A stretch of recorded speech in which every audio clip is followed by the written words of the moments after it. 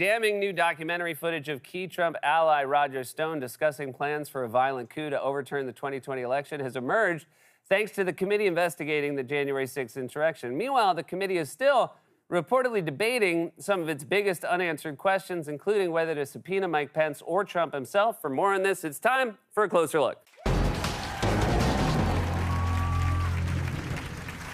The committee investigating the January 6th attack on the Capitol was supposed to have held its 9th public hearing today, but delayed the hearing due to Hurricane Ian. The delay also gives the committee more time to resolve some major questions, namely whether or not to subpoena key figures like Mike Pence or even Donald Trump himself. Preparations for the hearing come at a critical moment for the committee, with very big unanswered questions for the committee's members as they prepare to wrap its work up by the end of the year. From the New York Times, quote, the panel, whose public hearings this summer exposed substantial new details about former President Donald J. Trump's efforts to reverse the outcome of the 2020 election, must still decide whether to issue subpoenas to Mr. Trump and former VP Mike Pence. And it must still grapple with when to turn its files over to the Justice Department, how to finish what it hopes will be a comprehensive written report, and whether to make criminal, I'm going to say it again, criminal referrals. Don't worry, you don't need to say it again. The only referrals Trump is getting these days are criminal referrals. Can you imagine someone writing a job referral for Trump? Donald is passionate, speaks his mind, very hard to fire. If you fire him, he will instigate a riot. I can't imagine Trump gets many customer referrals either. I doubt any of his businesses will be getting any 5-star reviews on Yelp unless it's from one of his weirdo pals. I had a fantastic dinner at Mar-a-Lago. My steak was burnt to a crisp and came with a side of top-secret documents. Plus, it's a great place for events like weddings and family reunions, which in my case are the same thing because I married my cousin. Signed, Rudy G. P.S. The G stands for Giuliani. Wait, I shouldn't have said that. Oh, Rudy, you don't. Siri, stop typing. Okay, now what should I eat for lunch? Oof, I just sat on my own balls. I hope no one took a photo that they can use over and over again on a late-night comedy show. You know it. Anyway, I gotta be honest. If I was on the committee, I'm not sure where I'd land on the question of whether to subpoena Trump. I mean, on the one hand, it would be great to get him under oath on camera so you can make him answer questions in front of the American public under the threat of perjury. On the other hand, he's not gonna answer questions under threat of perjury. Putting Trump on the stand is as good an idea as putting a chimpanzee in a school play. He's not gonna stick to the script. Yeah, the beginning was fun when the monkey came out in a costume, but then it got weird and scary.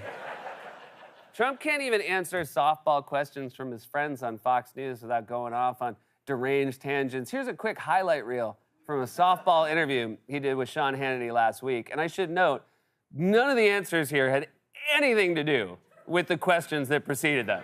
You could go all over Hollywood and try and get somebody to play the role of President Xi, the president of China. There is no actor like that. There's nobody like that. The media said, why does he call this person? I call this person because that's where the action is. Letitia James, she ought to focus on murder and crime in New York, where they walk into stores with axes and they start swinging the axes at people. They wanted to rip down all the statues in this country, including the Jefferson Memorial, the Lincoln Memorial. I mean, it's not even believable. No, it's not. You want us to believe protesters are going to try to tear down the Lincoln Memorial? Seems like that's the most topple-proof statue we got. That's how smart Lincoln was. They said, we're going to make a statue of you standing up. And he said, nah, dog, I'm too tall. I'm too tall and skinny for that. A strong breeze would take me down. Put me in a wide-ass chair. I'm just going to sink down low in a big old chair. Get my butt down in the cushion. Best of luck, protesters. Also, what the hell is Trump talking about when he says people in New York City are swinging axes? Did he accidentally watch House of Dragon and think it was the news? Have you seen what's happening in New York City? People are wearing gold cloaks. They're having sword fights. They put a ponytail on Doctor Who. It's so sad. Doctor Who, I would never, in a million years, Doctor Who. I saw that, I said, Doctor what? And they have New York City has a major dragon problem. Letitia James, you know, she's, they should be doing something about the dragons. Can you imagine that guy? sitting down for a televised congressional hearing. It would take days. The networks would have to preempt all their programming just so Trump could ramble about statues or axe murderers or windmills or toilets that don't flush. Although it would be nice to get him under oath about the toilets he's always talking about. Mr. President, you have repeatedly said you have to flush toilets 10 times, 15 times because of the lack of water pressure. Is that actually true? Yes. Is it possible, sir, that rather than being the toilet's fault, they are in fact not designed to flush letters from dictators and manila envelopes full of state secrets? I would like to plead the fifth. So there are still some key decisions remaining for the January 6th committee to make. But what they've already discovered has been shocking, and there's apparently more to come. For example, one of the central characters in the next hearing was supposed to have been Trump ally Roger Stone, and now we have damning new documentary footage of Stone openly discussing plans for a violent coup before the 2020 election. Stone laid out in detail months before the election how the Trump team would refuse to accept the results, claim the election was stolen, use the courts to overturn the results, and even throw out the real electors who showed up at the Electoral College count on January 6th and replace them with phony Trump electors. What they're assuming is the election will be normal. The election will not be normal. Oh, these are the California results? Sorry, we're not accepting them. We're challenging them in court. If the electors show up at the Electoral College, armed guards will throw them out. I'm the president. You're not stealing Florida, you're not stealing Ohio. I'm challenging all of it, and the judges we're going to are judges I appointed. You're not stealing the election.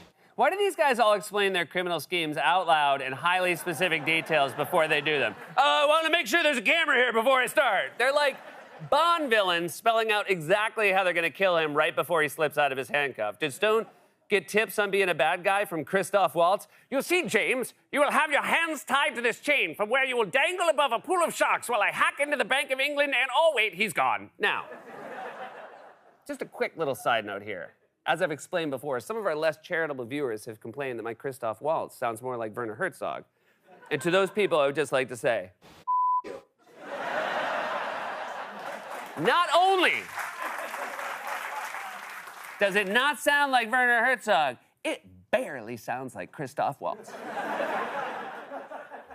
Also, a bizarre detail of this whole Roger Stone thing is that he gave these interviews to a Danish film crew for a documentary for some reason. In fact, CNN interviewed the Danish filmmakers this week who explained that staffers for the January 6th committee also visited them in Copenhagen as part of their investigation into the coup attempt. Joining me now, the filmmakers of A Storm Foretold. Christopher Goldbranson is the film's director and producer, and Frederick Mabel is the director of photography.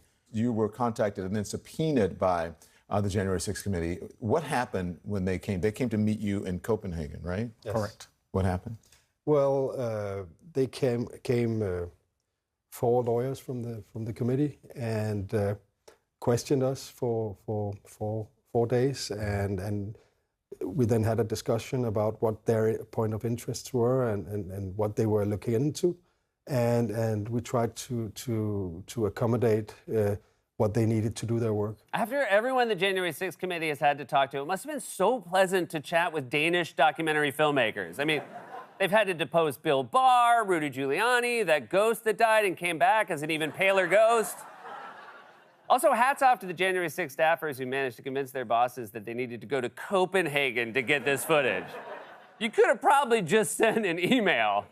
Hey, Mr. Chairman, there's a damning footage of Roger Stone planning the coup in Copenhagen, and the file is too big to email. So, yeah, so we were thinking maybe the only way to get it is to backpack through Europe for a month. We promised to come back with evidence and one of those super fun pictures where it looks like we're holding up the Leaning Tower of Pisa.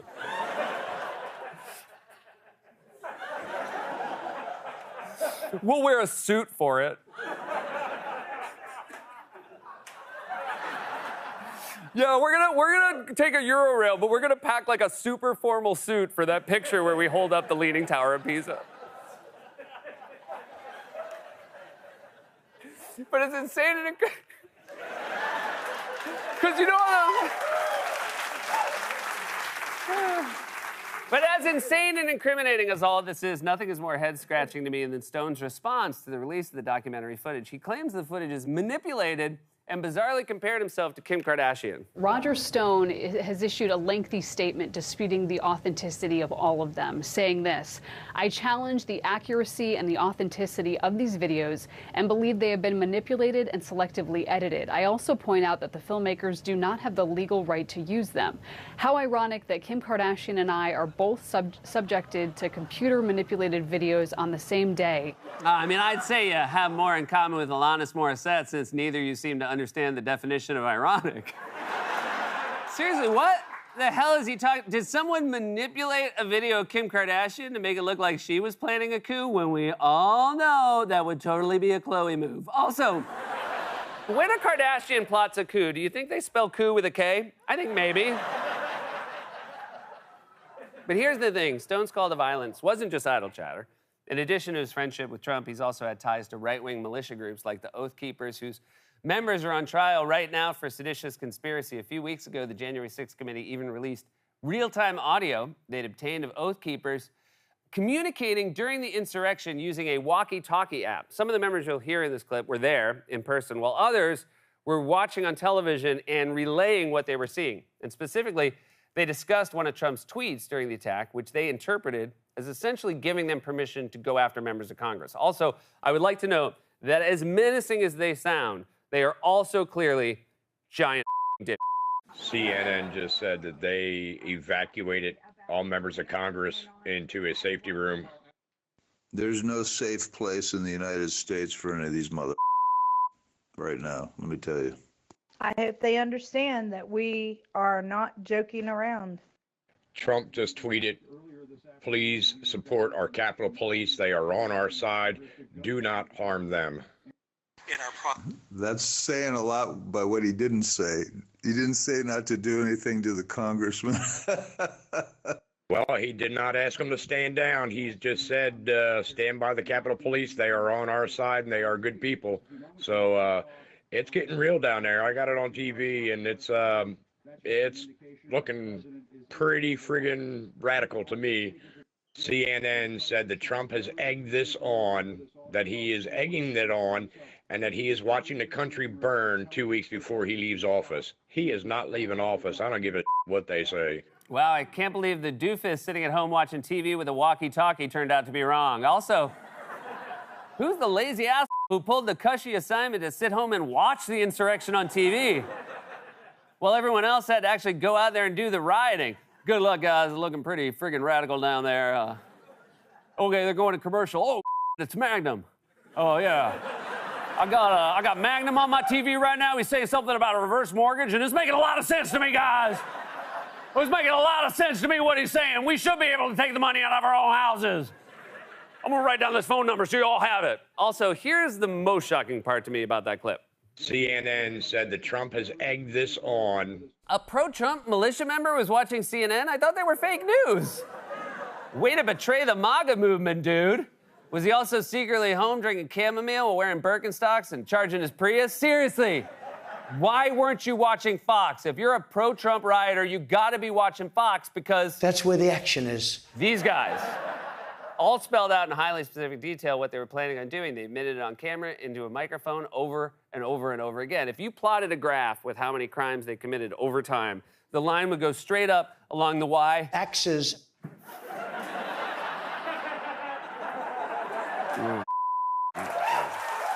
Oh, good. Encourage them.